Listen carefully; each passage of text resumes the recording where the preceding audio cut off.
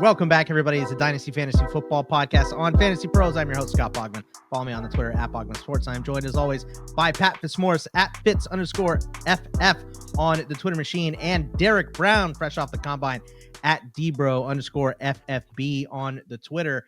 Gentlemen, today we're going to be diving in to how the combine changed our rankings or our looks or opinions or however you want to say it from the combine. And of course, Dbro was there, has a lot of insider information to give us. But before we dive in, let me just tell you guys, this month, if you want a chance to win a signed Stephon Diggs Texans jersey for free FREE courtesy of our friends at pristineauction.com, all you have to do is subscribe to Fantasy Pros, the Fantasy Pros YouTube channel right now. Drop a comment below on any Fantasy Pros Dynasty podcast video.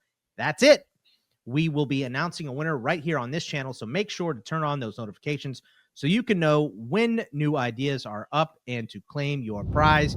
Fitzy, we've got a lot of moving and shaking in the NFL right now, but the Underwear Olympics is over. Now it's smoke signal season. We get all kinds of rumors that are probably lies out of some agent's mouth. A lot of teams trying to push prospects down, agents trying to push prospects up. So it's kind of, it's Cold War spy season right now, right? It really is. Yeah, we're going to get all sorts of rumors and subterfuge before the actual draft. So, yeah, some you got to take with a grain of salt, and some might actually have a little bit to it. Dbro, I got to ask, while you were in Indy, did you go to St. Elmo's? Did you get the spicy cocktail sauce? Yes, sir. Actually, we went to we didn't make it to St. Elmo's because that place was booked up. I think the earliest resi we could have possibly gotten was like at midnight. So we were like, nope. But we were at the sister restaurant, Harry and Izzy's, one night. And I will say, tried the cocktail. I split it with me and Andrew Erickson, each had 2 shrimp. And this is the full detail here. First one went through, I think I downed the first shrimp in like 3 or 4 bites. And I was like, oh, this is good. It's vinegary. It's got a little kick to it.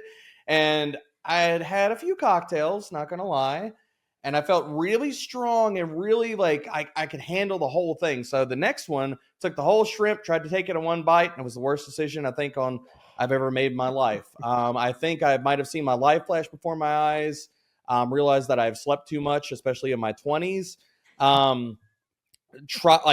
It was like my mouth and my sinuses were on fire. I was worse crying. Than Aaron Rodgers doing ayahuasca, I feel like. It was wild. It was so good though. Just all I have to say for people, take the shrimp cocktail in moderation and it's glorious. Yeah, Try it down into one bite and you'll hate life. They do not skimp on the horseradish in this cocktail sauce.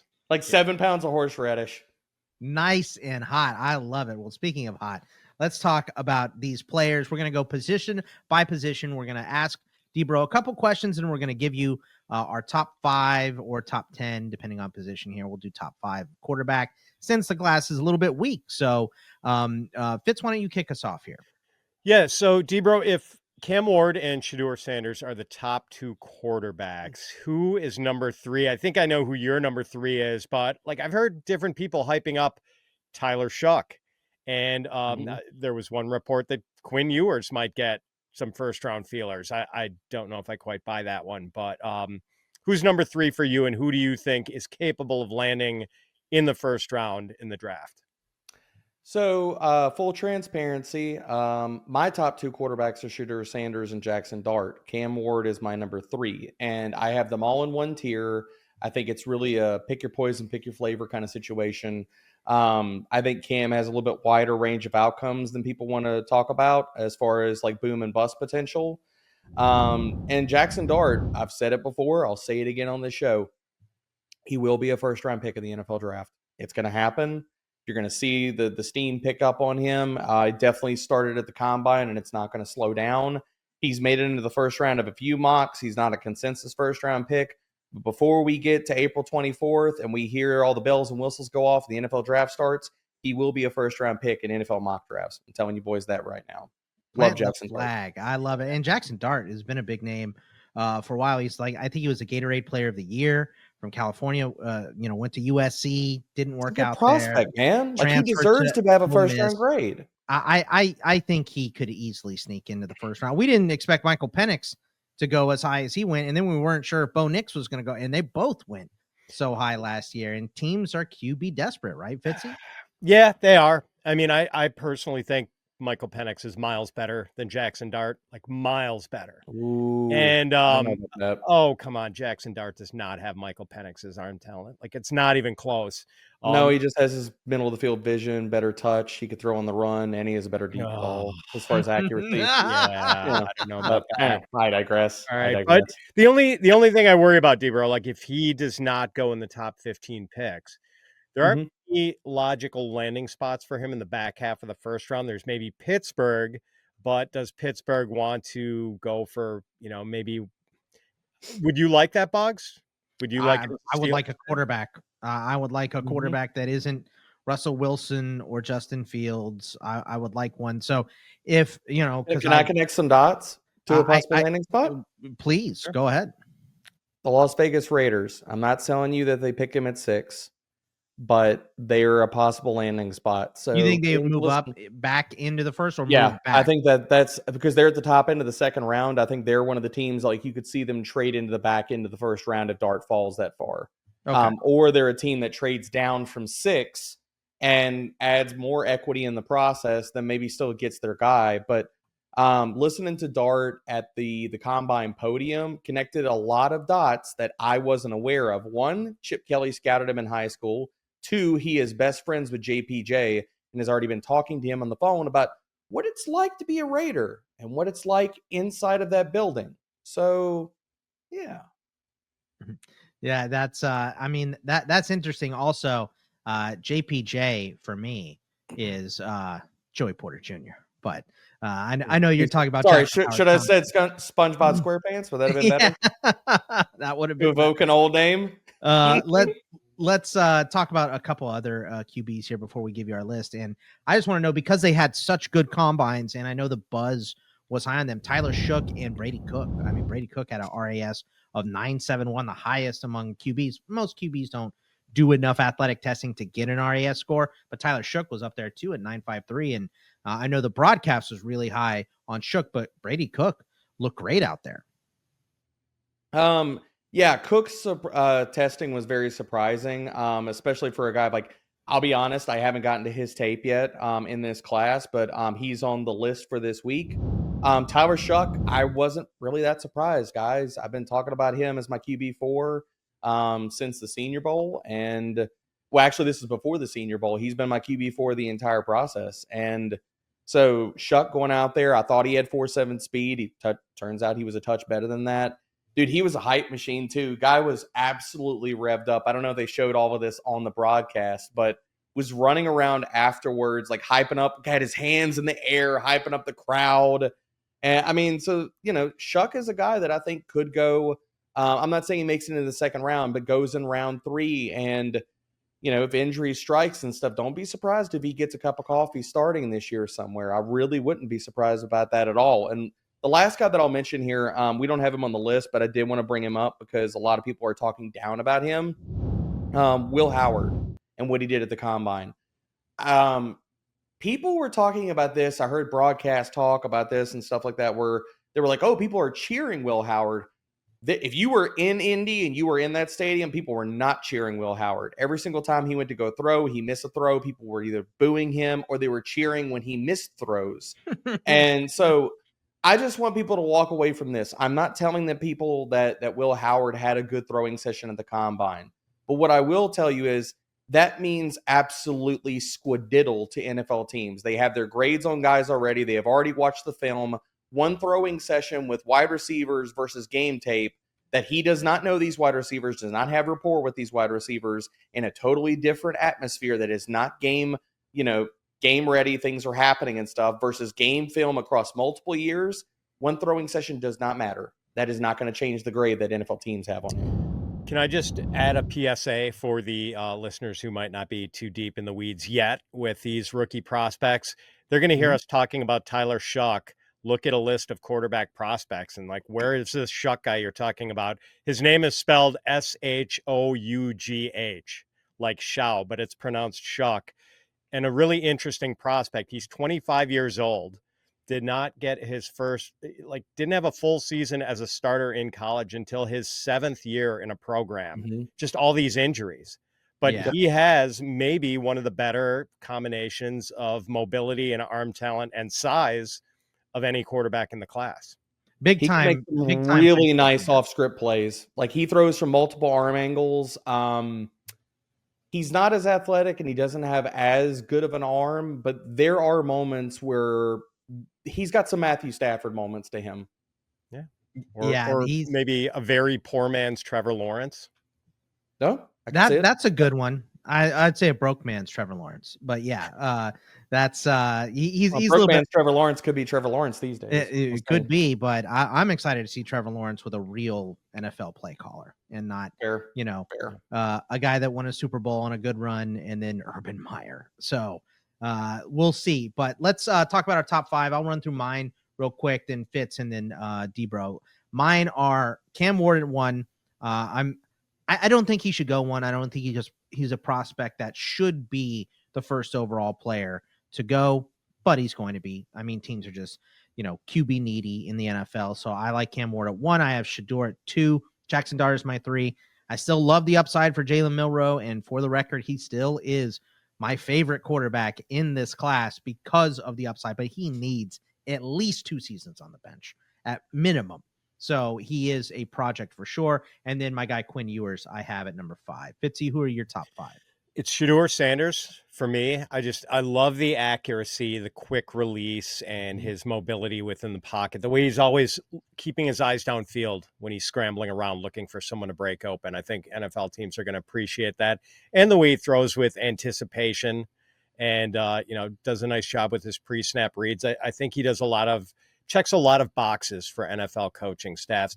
Cam Ward, number 2. I don't think there's a huge gap between Sanders and Ward. I just worry that there's a lot of Jameis Winston to Cam Ward's game. He likes to play hero ball a little too much for me and hold on to the ball a long time, looking to do business downfield. Number 3, Jaxon Dart. Number 4, Jalen Milroe. Definitely a project, but big time upside with his running ability. And, whereas Jaxon Dart didn't do well against some of the better defenses of the SEC,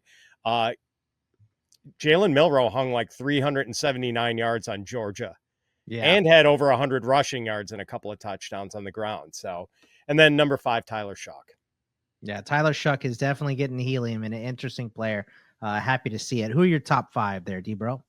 Shedeur QB1, Jaxon Dart QB2, Cam Ward QB3. That they're all in tier 1. Like I think it just comes down to pick your flavor. Who do you like? Do you like the ball placement guy that plays from the pocket? Then you like Sanders. Do you like the big time upside and the athletic traits? He's very boomer bust. And that's really what divides Ward and Dart for me. I think Dart is just a much cleaner eval all across the board. So I have Dart. That's why I have Dart QB2 over Ward at QB3. Tyler Shough is my QB4. He is in a tier by himself. And Will Howard is my QB5, but I'm not strong about it, guys. I really think it's the top 3 guys of this class, Tyler Shough, and then it's everybody else that you want to burn roster spot on. Yeah, I think there's some good backup quarterbacks that'll come out of this class, but I don't know if there are too many guys that will, have long-lasting starting NFL careers. So we'll see. Let's go to running backs, but before we do, I got to tell you guys about Reality Sports Online. And by now, most of you have probably heard of Reality Sports Online, the powerful fantasy sports platform where owners get to build and manage their fantasy team like an NFL general manager. But the question is, have you tried it? It's time to go see what all the buzz in the Dynasty community is about. Free agency, multi-year contracts, a rookie draft, multiple team trades, franchise tags, contract extensions, first-round rookie options, automated contract and salary cap functionality, and much, much more. If you think it sounds complicated, it's not. The best thing about Reality Sports Online Fantasy Front Office is that it doesn't take any more time than a standard league. It just requires more strategy.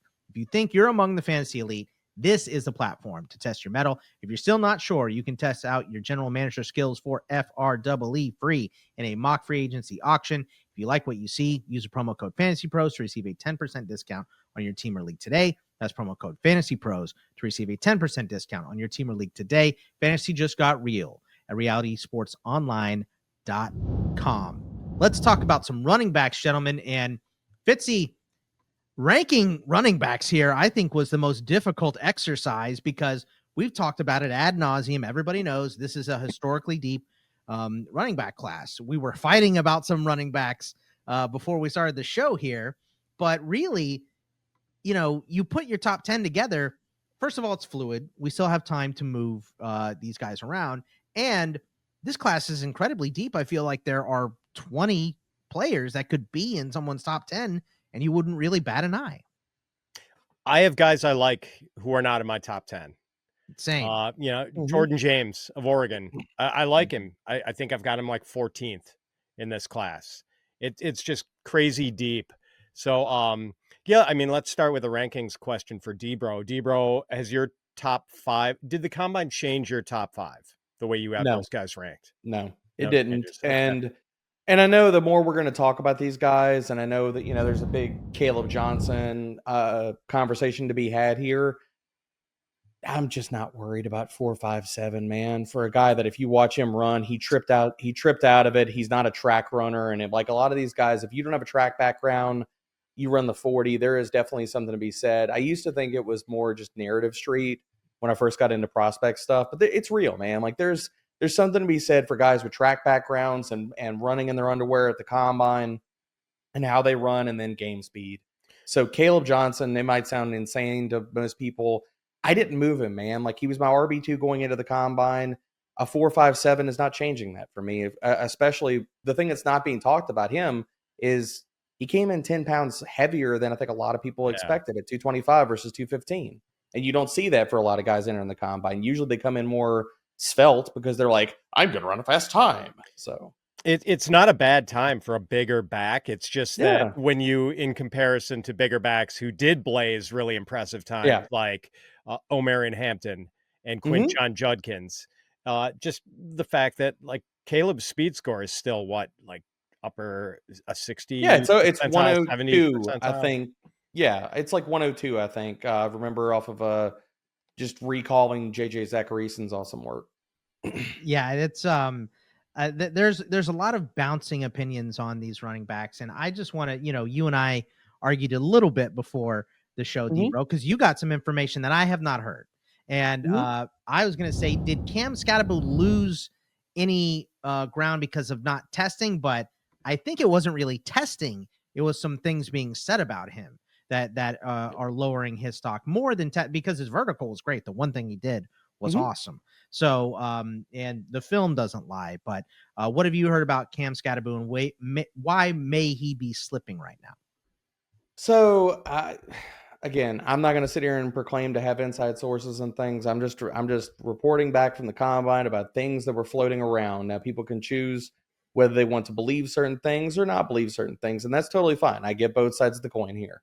So, Adam Schefter and Ian Rappaport, I am not. I want to get that out there. But the rumor that was floating around the combine was work ethic issues for Cam Skattebo. And the other thing about it, like at his podium session, he kind of basically said some of the similar things. And Bogman, you and I were going back and forth at like before we, turned on the mics and the cameras and stuff like that. But like some of the stuff about entering his final year, about his work ethic needed to be better. He needed to be more dedicated in the gym, lose body fat, get faster, all these different things.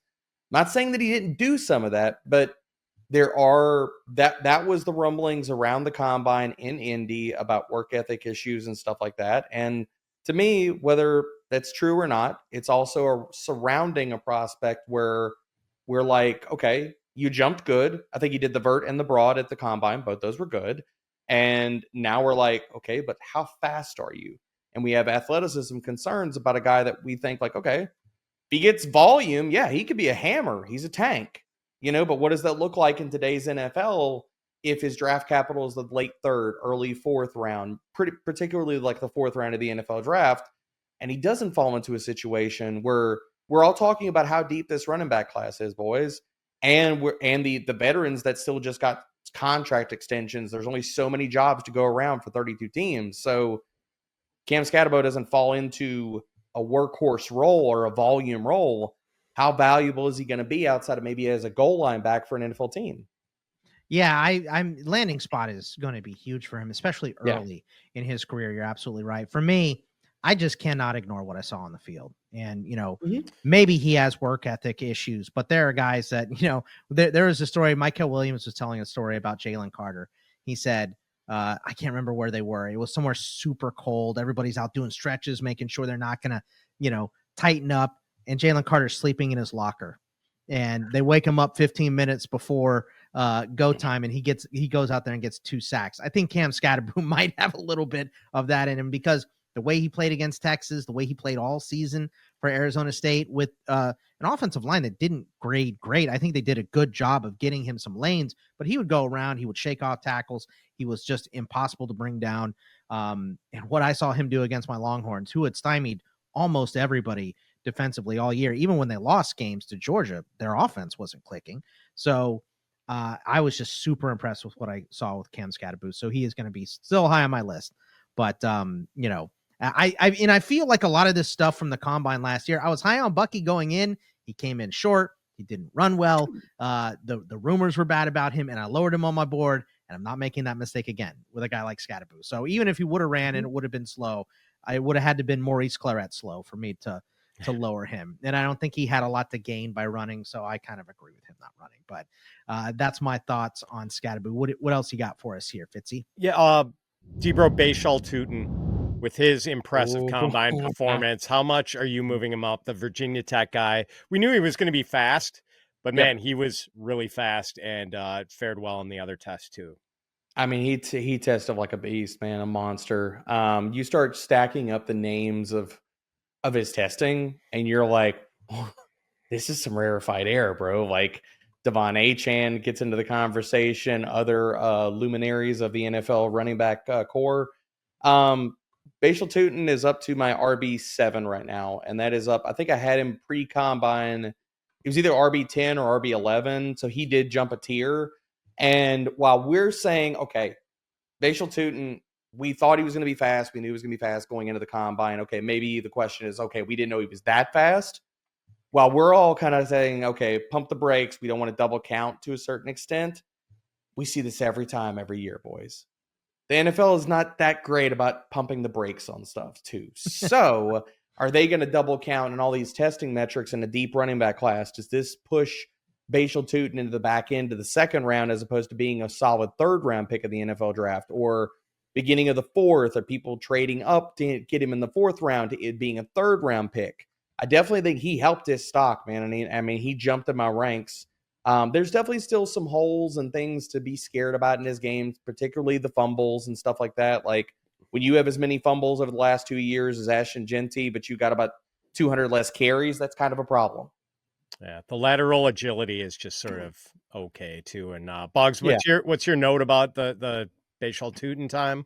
Fastest 40 time for a running back since I believe it was 2016 or 2017. It was a long time before someone had ran that fast. So Tuten, a track guy coming from college or coming from high school into college, and it obviously showed at the combine. So a lot of fun. I mean, this is what makes this class difficult is, I think Tuten, like on the PFF board going in, was like RB 20, 19, somewhere in that range. Like he was that's blasphemous though. But I mean, look at all of these guys and including a couple guys I want to talk about right now is how big of a bump did RJ Harvey from UCF and DJ Giddens, our guy from K-State, how much did they get from the combine? Because these are two guys that were incredible for their team. Like RJ Harvey, just for team context, this team they ran like 68% of plays. So RJ Harvey had enormous workload and a lot of yards and stats and production because of that.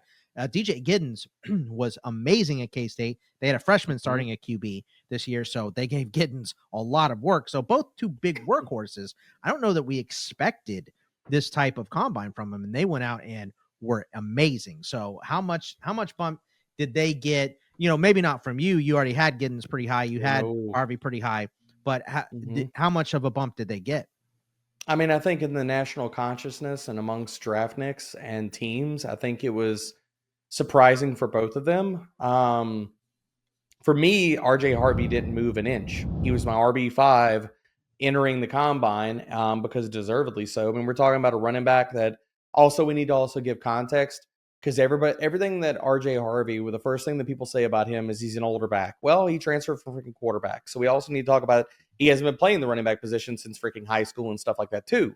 So looking at RJ Harvey, a player that over the last 2 years, boys, has finished top 20 in breakaway run rate and elusive rating in each of those seasons. He's not a flash in the pan. He is really stinking good. And yeah, I think he's going to be a solid 3rd round pick in the NFL draft.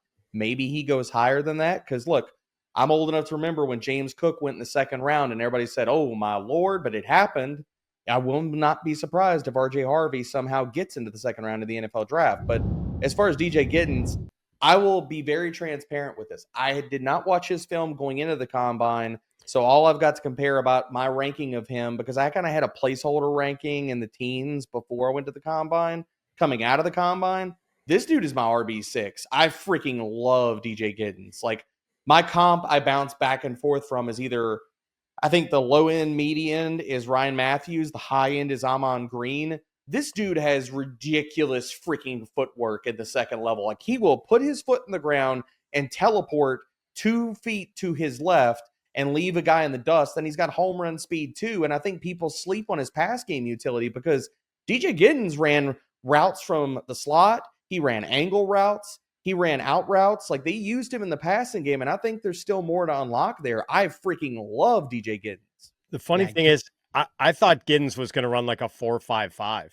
I didn't think he had great straight line speed. I feel like the secret sauce for Giddens is that dude can change directions without gearing down at all. So like, good, he does not lose any speed when he's such a smooth mover.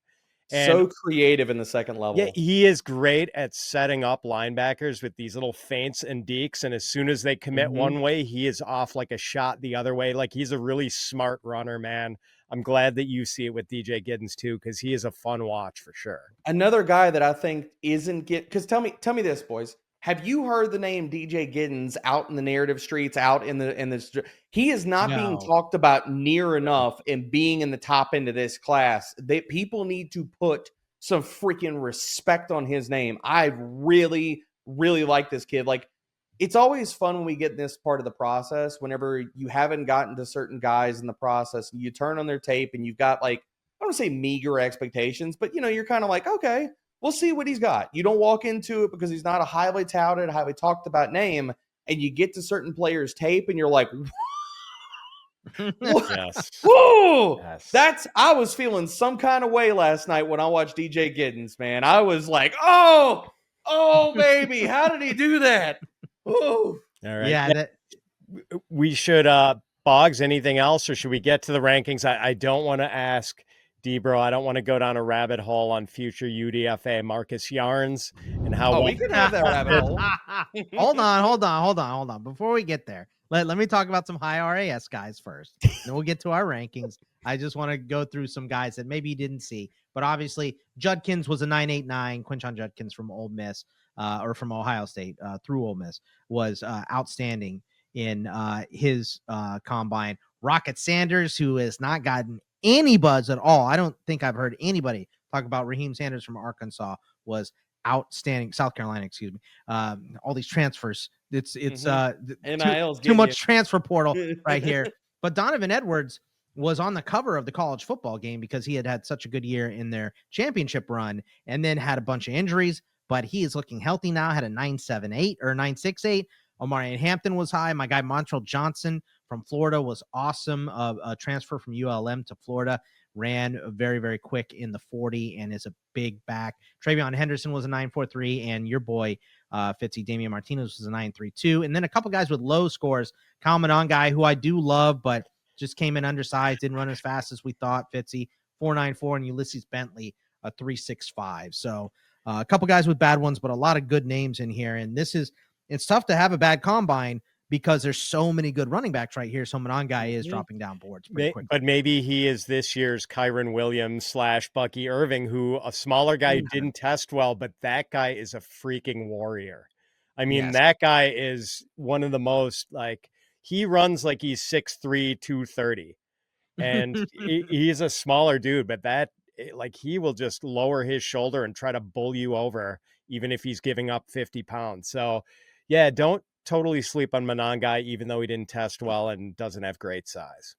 Yeah, and Rocket Sanders is a pretty straight line runner. I don't think there's a lot of wiggle to his game, but there's more wiggle than I thought with this RAS score. So, he's another guy that he might not even get drafted. I think now Fair. he is going to like a 6th round pick, 7th round pick. Someone will take a flyer, but he was on the outside looking in before this process, and he has put up enormous numbers at Arkansas and South Carolina. There are some big dudes in this running back class too. Ollie Gordon, Taj Brooks, Kal-El Mullings from Michigan, who's like a converted linebacker. I mean, probably just a short yardage specialist in the NFL, but like in addition to all the speed we saw at the combine, there's some thumpers too. This is a fun running back class, man. And there are a lot of different archetypes in this group. Mm-hmm. Very much lots of fun guys.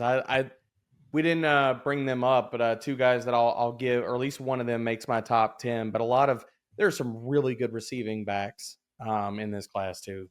Yeah, there are, and like Fitzy said, a lot of archetypes. I'll go through my top 10, and we'll go to Fitzy's and Debros. So at number 1, I have Ashton Genty, and I know that a lot of people, or not a lot of people, but I know that there's some buzz about Hampton going maybe ahead of him. I know some people have Kaleb Johnson pretty high. Insane. I don't know that it's insane, but it's not. It's insane. It's not correct. I'll say it. It's insane. I definitely don't think it's correct.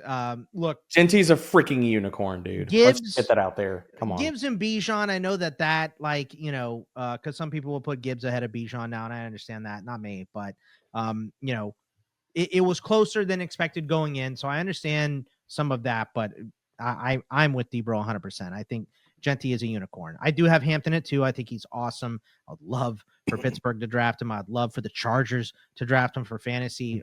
Denver, like, let's put him in a good spot. Look, I'm planting my flag here. Cam Skattebo. That is my guy. That is going to be my guy in this class. He's number 3 for me. I don't care about rumors. I care about what I saw on the field. And this was a dominant running back who could carry a full workload. So I'm big on Cam Skattebo. Then I have Quinshon Judkins at 4. He's like better Isaiah Pacheco to me. I'm very, very excited to see where he ends up.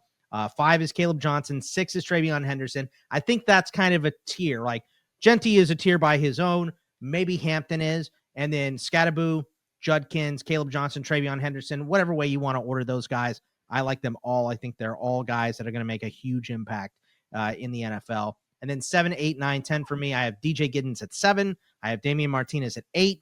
Then I have Bhayshul Tuten at 9. And then Devin Neal from Kansas at 10. I just can't get over what I saw on the field from Devin Neal, even though he didn't do great in the combine. And I know his Senior Bowl, you were a little bit down with him too. His 40 wasn't amazing, but I mean, anybody watching his tape shouldn't have expected a blazing 40. The rest of his stuff is really good. Like his broad jump, his vert, all that kind of stuff is awesome. Yeah, he's one of my favorites, and just he has a lot more explosion. The game speed is much better than the combine and anything else. So I'm big on Devin Neal. So Fitzy, who are your top 10 here? Ashton Genty is number 1. Omarion Hampton number 2. Travion Henderson number 3. Man, it is such a dead heat for me between Kaleb Johnson and Quinshon Judkins. I want to have them tied at 4, but right now I've got Kaleb Johnson 1 spot higher than Quinshon. Then, like, almost no separation between 6 and 10 for me. I've got Dylan Sampson at 6. We haven't talked about him a lot, and I don't think he did much of the testing. He didn't run, but he is quick. He's fast, and I think he's a really smart runner, too. I like Dylan Sampson a lot. RJ Harvey is 7 for me. Devin Neal, who I'm not knocking for the less than stellar combine testing. Cam Skattebo is 9, and DJ Giddens is number 10. Dylan Sampson, not a guy that Debro and I have on our top 10. And it's not that I don't like him. I think he's great. I know the PFF I can say I don't like him that much. 5. I'll be out there and say it. But I think, well, first of all, I think he's the youngest prospect of all the running backs, right? Won't be 21 until September. Right. So there's a lot of meat on the bone for this guy. And I really like the speed is great. And really just the juke moves. I mean, the way that he makes some of these guys jump out of their shoes. I think he had 70 missed tackles forced. He was really, really incredible at doing that last year. When a play breaks down, he can cut it back. That lateral agility is insane for a guy like Sampson. I think the top end speed, a little Devin Singletary-ish, right? Like he will get caught from behind, but that's after 40 yards. So, it wasn't a touchdown. Dude still got 40 yards. So it's hard to not have him in here. And I may eventually push him into my top 10, but right now he's just on the outside looking in. So Sampson is a little bit of a question here, a guy that may get pushed down just because this class is so good. So D-Bro, top 10, what do you got? Genty stands alone in a tier by himself. I'm sorry. I think it's absolute lunacy and just a talking point for people to say that any running back in this class is equaling him. Although I like a lot of running backs in this class. I really do. Tier 2, Kaleb Johnson at 2. I don't know if he's going by Trey Henderson, because at the podiums, his name was not Travion. He went by Trey. So I don't know if that's something we're going to have to adjust to, just giving people a heads up. But Trey Henderson is my RB3. Omarion Hampton is my RB4. They are in tier 2, standing alone by themselves. I have been called an Omarion Hampton hater because I don't have him at RB2. I still really freaking like this guy, and I'm saying it right now. If he goes round 1 and Trey and Kaleb go late round 2, we're talking about draft capital and landing spots. Omarion lands at the Steelers or the Chargers, which I think is fantastic spots for his skill set, his downhill running style. Then I am leaving the door open that I will push Omarion into that top 2, top 3. Tier 3 for me, RJ Harvey is at RB5, DJ Giddens RB6, Bhayshul Tuten RB7, Devin Neal at RB8. He actually fell a little bit, not so much because of what he did at the combine, because I'm not worried about it, man. Like, he's got 4.55 speed, fine, cool. That I thought that from his tape. His vert was 88th percentile and his broad jump was 89th percentile. So this dude still has jumps. He still has explosiveness. If you watch Devin Neal's tape, you know that he does not win with like lightning speed and a straight line. The way that Devin Neal wins is by vision, footwork, patience, and his lateral agility, dude. Like he is absolutely fantastic in the second level. He weaves in and out of pinballs off dudes, and it is fantastic. So a guy I'm still extremely high on, and this is where we kind of get into the different archetypes.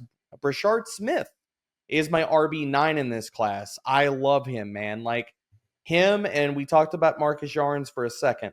Those two guys, put them with creative offensive play callers. We are entering a new era of the NFL where, hey, Bucky Irving says, hold my beer. Austin Eckler, Kyron Williams. You do not have to be north of 200 pounds to get a full workload in the NFL these days. You just have to be really stinking good at football, and both of these guys are, man. Brashard Smith is a converted wide receiver. For people that don't know, out of SMU, he went to the U for 2 years in Miami, was a slot wide receiver, never saw the field, converted to running back in his final year, ran a 4.39, man. The way he wins, again, is with footwork, straight line speed, and lateral agility. He is freaking smooth, and he is a true pass game weapon. Same thing with Marcus Yarns. He is a pass game weapon as well. Runs awesome routes. You could split him out wide. He could run routes just like a freaking wide receiver. But he does not make it into my top 10. The guy bringing up the rear at 10, which I am dramatically lower than consensus. I get it, but I stand by it. I wasn't surprised by what he did at the combine. I'm lower on Quinshon Judkins, man. I like him. I do not love him. Out of the guys that I love in this class, he does not make that list. Whether it's the film, which I think is okay, but not amazing, or you go to the analytics for a player that over the last 2 years has not finished inside of the top 60 running backs in yards after contact per attempt or elusive rating. He's outside the top 40 in breakaway run rate over the last 2 years. I just honestly think he's a tad bit overrated. He might be. And listen, it's hard. It's hard. There's guys that we didn't even mention here. We didn't talk about Jarquez Hunter, who had a great career at Auburn. Yes. We didn't talk about Trevor Etienne is being slept on. He's also a really good running back too. Woody Marks, we didn't talk about. Jaden Blue, LaQuinn Allen. Like, there are some good running backs in this class. So lots of good ones on the board that we didn't even get to, but we are running short on time. Before we move on to wide receivers, let me tell you guys about the Dynasty Rookie Draft Simulator at Fantasy Pros. Fantasy Pros Dynasty Rookie Draft Simulator lets you complete a mock in minutes with no waiting between picks. Customize your league settings to match your league's exact format. Premium users can test trade scenarios by mocking with their traded draft picks. Prepare for rookie drafts and Dynasty Startups drafts in one place. Use Fantasy Pros Rookie Draft Simulator to crush your rookie draft today at fantasypros.com/simulator. All right, gentlemen, let's talk about some of these wide receivers. Not the class that we had last year, But there are some guys that made some moves in the combine. And I know your first question for Debro is about one of those guys that was moving and shaking, Fitzy. Yeah, Debro, where did you have Matthew Golden going into the combine, and where do you have him now after his 4.3 flat? I know I heard Todd McShay say that he has Matthew Golden now as his wide receiver 1 in the class of 2025. Good Lord, that's crazy. I'm not going to put him at wide receiver 1. It's not that crazy. Let's not say it's crazy. It's not Ashton Genty crazy. Come on. It's still a stretch, dude. I'm sorry. I can't put him over Tet. I don't freaking care if Tet doesn't run. Did you move him up, though? I did move him up. I moved him up. I think he was wide receiver 6 or 7. He's wide receiver 5 now in my rankings. And I'll be honest. I didn't see that type of speed on his film. I thought that he was fast enough. I thought he could stretch the field. But with that type of speed, I mean, you got to move him up, man. Like, because this is a double counting for me. That was eye-opening for me. Like, I actually am going to go back to his film later this week and go watch him again because I'm like, okay, maybe I missed some things. Maybe Matthew Golden just ran pure on the 40. Who knows, man? But I am going to revisit the film for him. I'm going to give you a really quick synopsis of Golden. Over the last few years, we had one of these guys come out. Wasn't a huge tackle breaker. The real big thing on him was speed, and route running for days. He went in the first round of the NFL draft. I cannot shake, like after seeing that 40 and also marrying the rest of his profile and his skill set, I cannot shake this comp, boys. But like Matthew Golden, tell me how he does not really, really closely comp to Chris Olave. Yeah, I like that one. I like Jordan Addison as well. I think just in terms of production, like, Jordan Addison got Kenny Pickett drafted in the first round, right? Yep. And I think Matthew Golden be sending that man fruit baskets. I think Matthew Golden had Donovan Smith on radars at quarterback. He got benched at Houston this year because nobody was getting open for him, and he was Matthew Goldman's got people talking about Quinn Ewers' hope right now. I mean, seriously. Yeah, Golden is not just empty speed. Like, he's a good route runner. He knows how to use that Very speed. good Like, route runner. He is not Philip Dorsett out there. Like, this dude can run routes. Yeah, exactly. And I think that's where you see his speed impact more. Like Debro said, it's not, you don't see 4.3 on the game speed, but where it is, it's when he snaps a route off, it's in the fact that he doesn't have to, churn down to make a curl. You know what I mean? Stuff like that. Right. His breaks are just so smooth and his route running is so good because of that speed. So, love Matthew Golden. So, how about let's ask about some non-Texas players for me. How about the Iowa State guys, right? Are they both day 2 draft picks now? Or is one of them sneaking in the back end of the first round? I know you were high on both these guys, specifically Noel, going in. Higgins had an outstanding combine too. Not nearly what we expected from him, but he was awesome. And Noel was good too. 9.85 and 9.71 out of 10 for both these guys. They both tested amazing. I thought Jaylin Noel. We're going to go through our ranks here in a second. Jaylin Noel is my wide receiver 4 in this class. I have him above Matthew Golden. I have him above Luther Burden. I love him, man. Like, he is the total package. People think he's a slot only option. He's more than that. And testing the way he did, because it wasn't just he runs the 40 fast. It's not just that he jumps 41.5 in the vert. It's not just that he cleared massive amounts in the broad jump. He goes out and he benches like crazy too. I mean, dude, what can this man not do? Yes, welcome to the round 2 of the NFL draft. Jaylin Noel, as well as Jayden Higgins, tested better than I thought he was going to test. I thought he was probably going to be somewhere in the high, probably more the 4.5 range, but the jumps were awesome. He runs in the mid 4.4s, and you team it with, that's why I continue to say, boys, I understand that people are not as high on this wide receiver class as previous ones. But to call this wide receiver class a bad wide receiver class, I think is categorically wrong.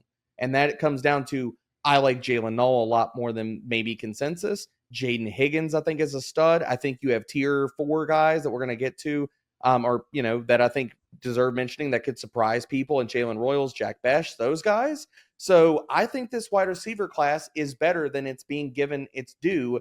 And We saw that at the combine. For all of the flowers that we can give the running back class, can we also not only just say that, okay, it's not just the running back class that tested extremely well, but it's also the wide receivers too. Like, I know Ted didn't run. I know Trey Harris is okay, not great, but like Jaylin Noel jumped out the gym. Matthew Goldman ran extremely fast.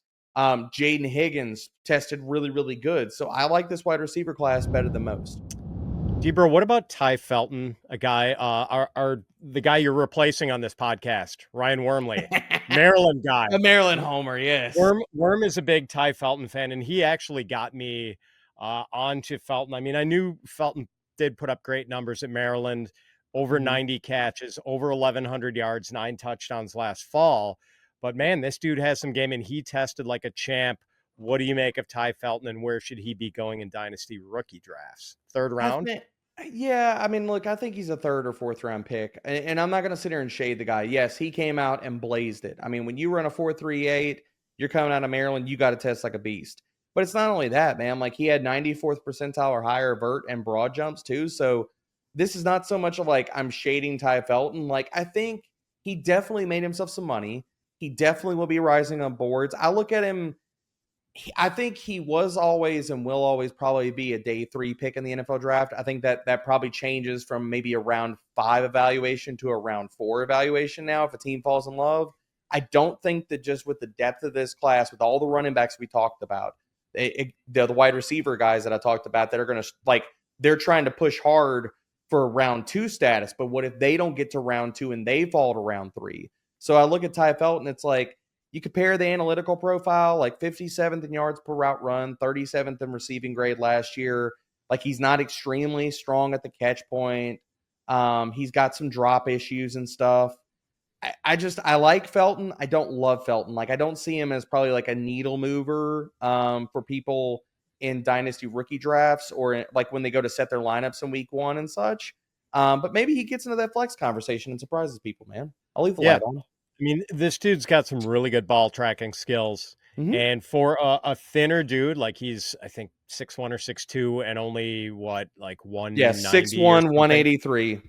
Yeah, but he's like skinny. He's got the Troy Franklin build, kind of. He does, man. But like, he is surprisingly eager to take on contact for a thinner dude. Like, he will, after the catch, like put his shoulder down and try to pick up a few extra yards going through tacklers. So I was impressed by his fearlessness for a skinny dude.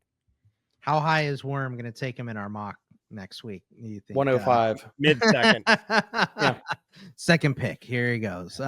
What about some guys that did fall here? I think Isaiah Bond, I don't think should have fell because he ran a good 40. He just ran his mouth before the 40, and his mouth ran faster than his legs. Right, exactly. I think that was dumb of him to say that, and I never saw that type of speed from him anyway. And then Tez Johnson, it was just the weight. I mean, you cannot be that weight in the 40. I mean, he came off of a lot of people's boards. A lot of teams' boards because of thresholds. Like, you can't be this skinny, and then you didn't run an amazing blazing 40 like some of these other guys are. So. Bond, I think, was really just running his mouth and stupid, which, shows the NFL some things. And then Tez Johnson, I don't know, man. It's going to be tough for him to get drafted now. And at sub 160 pounds running a 4.5, that's UDFA, man. Yeah, I was going to say, I was like, just the weight alone, if he hits, he's the outlier of all outliers. Please, people, stop evoking Tez Johnson and Tank Dell in the same damn breath. It's just... they're not the same player. They're not close to the same player. There's nothing similar about him outside of the fact that they're small. You want to talk about guys in the same breath? Fine. Go down to Tutu Atwell. He's slow Tutu Atwell. He's slow JJ Nelson. Want to have that conversation? Go ahead, but he's not Tank Dell. Which Debro, I think I told you before you went down to the Senior Bowl in Mobile, I'm like, don't fall in love with Tez Johnson, dude. The light guys always look good. The light guys always look good on the 1-on-1 drills in Mobile.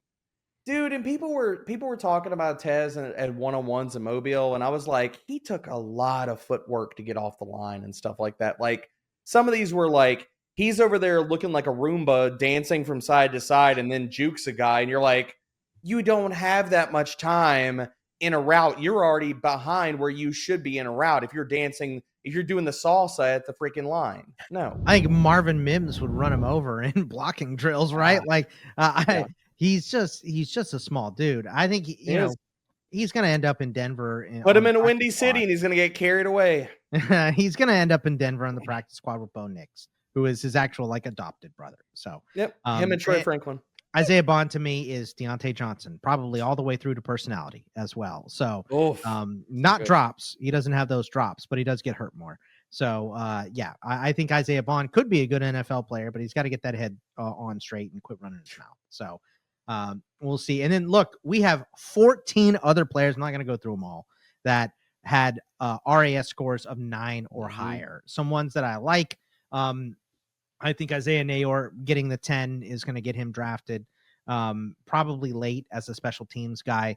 A couple injuries in his career, went from Wyoming to Texas to Nebraska, but good player and obviously unbelievably athletic. I think Torrey Horton from Colorado State is a good prospect. LK Manor, 9.67. That's Fitzy's guy. I expect him to be number 1 or number 2 on his list. I know he loves that guy. And then Betch with a 9.46, Jalen Royals with a 9.26. I like Andrew Armstrong and Trey Harris, 9.02.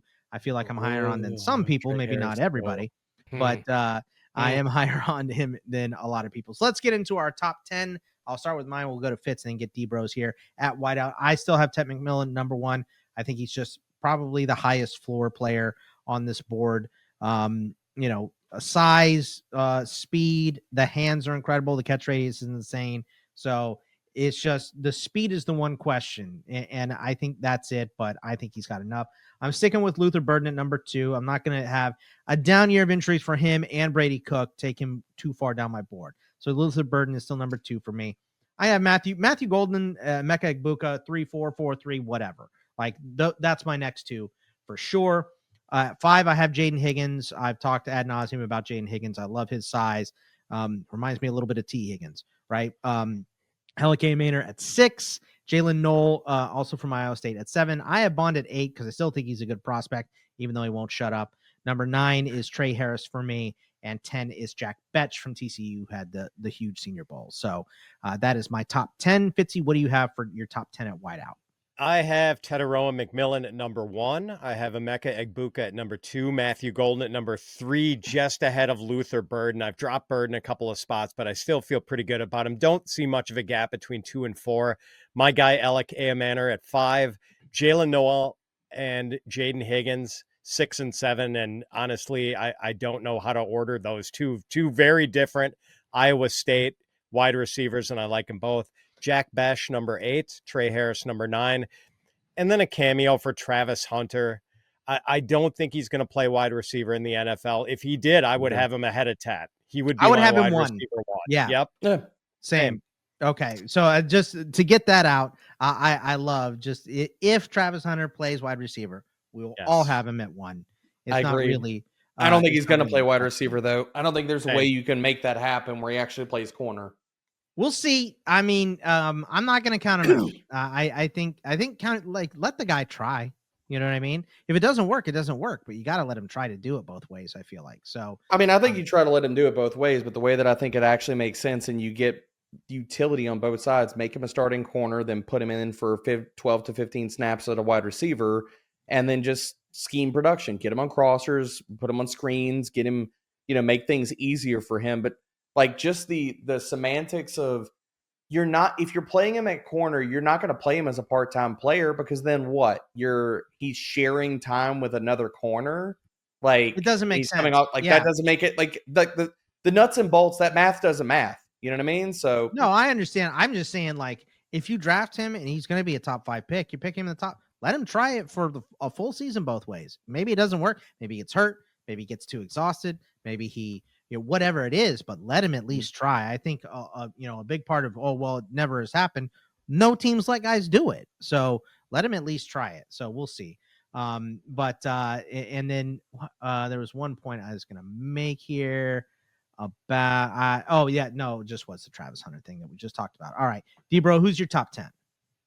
Ted McMillan with a bullet, wide receiver 1, clear. since Travis Hunter is not in this conversation. Clear wide receiver 1 in a tier by himself. I'm planting my flag, boys. I love this guy, and the quotes that we got out of that alpha mentality at the combine, plus you put on the film and the analytics. Trey Harris is my wide receiver 2 in this class, man. I don't care that he runs a mid 4 or 5. How many times have we done this stuff about 40 times in wide receivers? Don't care about that. He's still got a 9.0 RAS. He has a 90th an 84th percentile or higher vert and broad. He is explosive, and he's not a one-year wonder. He is my dude at wide receiver 2. Emeka Ibuka sitting at wide receiver 3. Jaylin Noel, wide receiver 4. Golden at 5. Jayden Higgins at wide receiver 6. Luther Burden I have at wide receiver 7. I am below consensus on him. Elik Amanor, I like this guy. I just don't like him as much as maybe y'all do, but I still think he's a very talented player. Very, very good route runner at wide receiver 8. Jalen Royals, wide receiver 9. And my dude, the dog, Jack Besh, wide receiver 10. Yeah, there's Trey Harris, man. I love your take on Trey Harris because I love him so much, man. He is low, and maybe you're gonna embolden me to move him up, but I mean, he's definitely gonna go day 2 for sure. So yes, I think he's a round 2 pick. Great at tracking the ball. He was the guy on the end of most of those Jaxon Dart throws that made Jaxon Dart look great and Trey Harris look great. So great combo there for those guys, and Trey Harris a little bit underrated, I feel like, in a lot of circles. So I like that all 3 of us. I mean, you're crazy at number 2. I love it. I love going out on a limb. That's just like me with Cam Skattebo at number 3. Standing on process, man. Yeah, stand on it. So and do the work, stand on it. Jalen Royals at 9. I like Jalen Royals at 9 as well. Smaller school guy, but tall guy, ran a great 40, a great RAS as we talked about. So really good rack skills. And in Mobile, he was not 100%. He's still not 100%. Talked to him at the podium.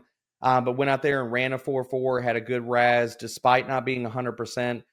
Dealing with soft tissue issues, just to clarify that, because I know, people could hear that, oh, he's not 100% and think I'm talking about his foot injury that cut off a season. And I'm not. Yeah, and then we didn't even talk about some of these other good prospects as well. I know Fitz like Savion Williams didn't end up in your top 10, but still a great athlete. Xavier Restrepo, who is now the all-time leading pass catcher for the Miami Hurricanes, we didn't talk about at all here. So there's some really good other Pat Bryant is awesome. Kyle Williams had a good career at Washington State. Nick Nash was awesome at San Jose State.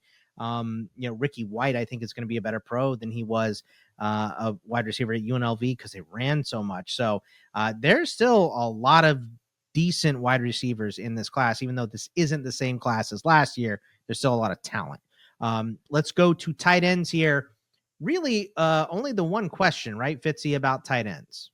Yeah, I was just going to ask Debro about Gunnar Helm and his poor testing. Boggs, I mean, I don't know if we should really knock Helm that much. I just think he's not a guy who's going to run a great 40, but I think he also turned his ankle.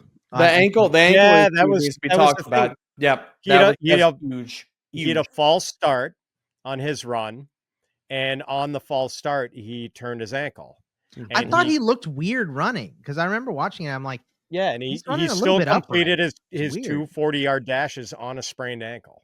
Andrew Erickson had to just eventually tell me to stop talking about him because I kept repeating it over and over to Erickson when we were at the combine. I was like, he's not that slow. He's not 4.84 slow. Like, I'm not saying Gunnar Helm is a burner, but I really thought he had low 4.7 speed. And I still do. I mean, like, after we got the news about his ankle ballooning up, you know what I mean? Like, that definitely tells the tale of why you go out and run a 4.84 and a 4.9.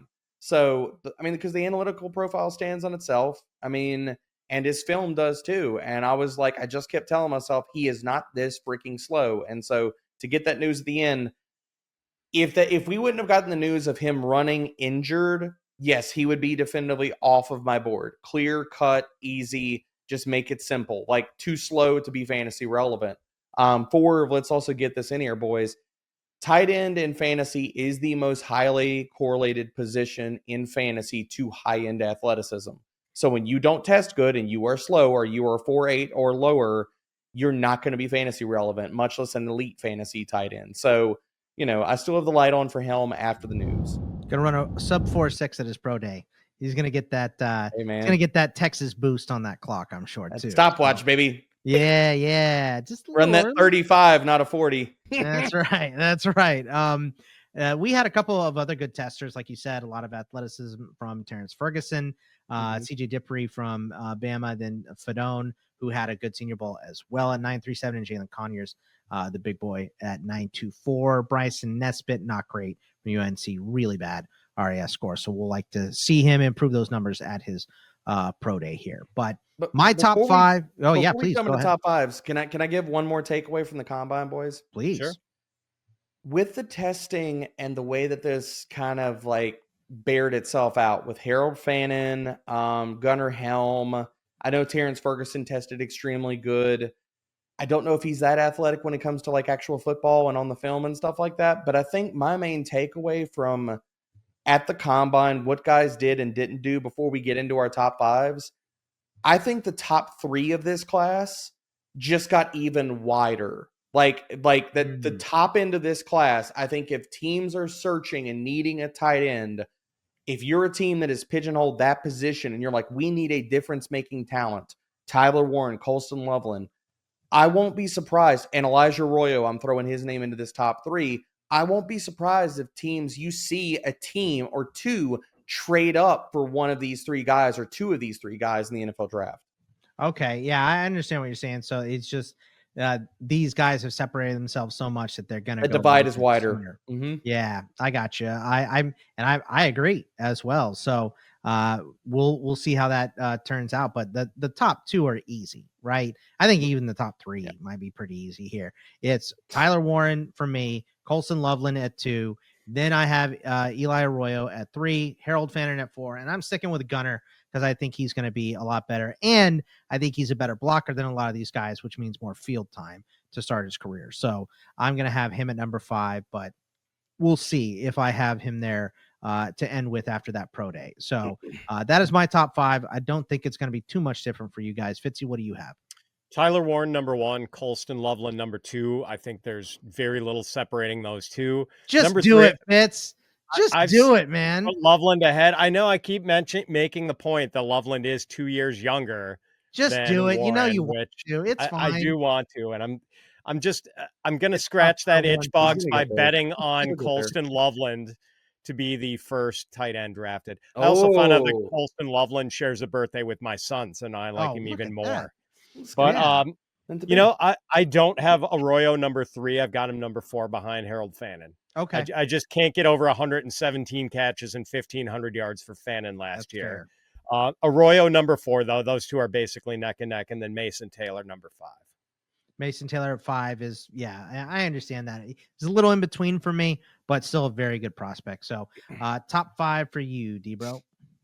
Tyler Warren is number 1, Colston Loveland 2, Elijah Arroyo is number 3 for me. Right now, I've got Terrence Ferguson at 4.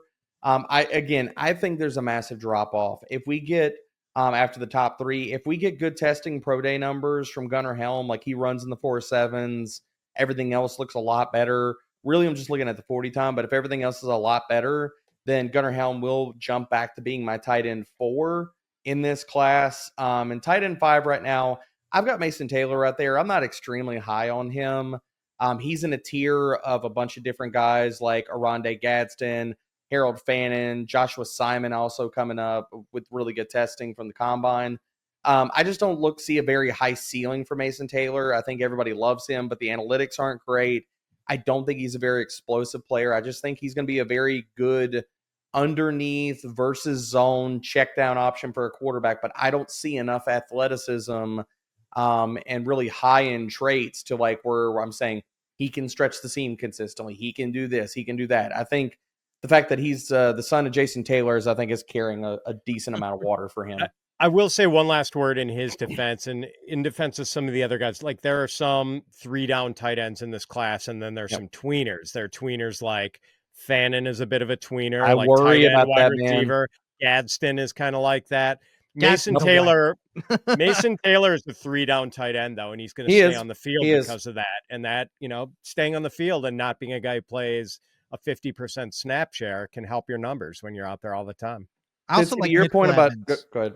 I also like Mitchell Evans from Notre Dame because I think he's that same type of guy, that the guy that can inline block and catch some passes as well. So it just depends on the volume of passing offense that some of these guys land in. Sorry, I didn't mean to cut you off there, D-Bro. No, you're good, Bogman. I will say this. We didn't cover this, but I will say I dropped Harold Fannin from my tight end 5 pre-combine to my tight end 7. I'm worried about that tweener status, dude. I am really worried about him being Jaheim Belled. I just am, man. Like that type of archetype where you are basically, you're operating as a wide receiver. You need to be a high-end, stupid, alien type of athlete. And if you're not, I mean, my comp for the entirety of this and what I think is probably going to happen to Fannin is my comp for him is Isaiah Likely. I think that's the role that he's going to play in the NFL.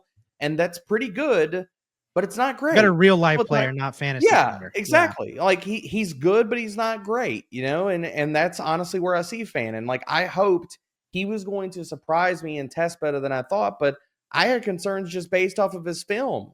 So, again, I hope he doesn't get Jaheim Belled. I think it's still in the range of outcomes, though. Yeah, and admittedly, Likely is probably a better blocker than Fannin, too. So, yes.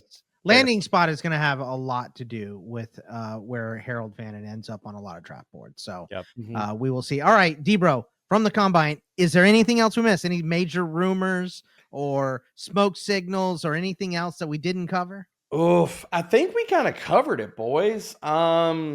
Yeah, I mean, I think we covered most of it. Any dirt on Andrew Erickson? Any? Yeah, were you at the Starbucks? For, Andrew? No, I was not. I was not at the Starbucks, but I will happily and very, very adamantly tell you I am #Team Schultz all the way through and through, and it is not even close. I will defend Schultz for what he did, calling out somebody, basically kind of sullying his name as an NFL insider. So I will say that. I was not at the Starbucks when it went down. I did go to the Starbucks after the fact, though. And I will say that we also saw, Erickson can also attest to this, we saw a lot of like just kind of odd couples at the NFL Combine. When you're sitting at Harry and Izzy's at night and you're watching Wink Martindale, Matt Nagy, Diana Rossini and stuff, all like sharing a glass of wine and talking, and then Arthur Smith and Jonathan Gannon are in the same place having dinner together, it makes for a really weird vibe, dude. Yeah, Gannon and Arthur Smith is such a weird combo. I had to look back. They worked on the same staff for the Titans back in 2013 and 2012 because I was like, dude, where do these guys know each other? Like, this ain't just like all of a sudden like they high-fived on the field in Indy about 10 minutes ago and like, hey, you want to go get some dinner? Oh, funny, I'm hungry too. Hey, yeah, that's awesome. Friends can get together in Indy and have a nice steak. So but not too much of that cocktail sauce, like D-Bro warned you. We all know now. I'll get you. But that is it for us. We will be back next week to do I believe it's a 3-round superflex mock, right, Fitzy? That is yes, sir. Up next. So rookie mock, we are going to be doing it. So check that out, and we will see you guys next time. Take it easy.